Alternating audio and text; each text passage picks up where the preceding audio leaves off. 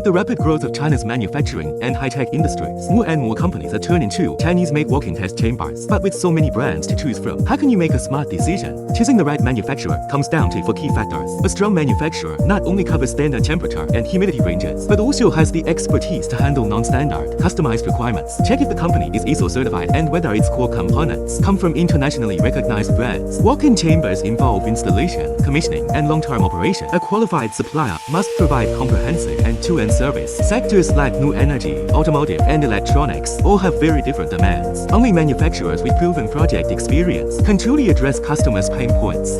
DHT.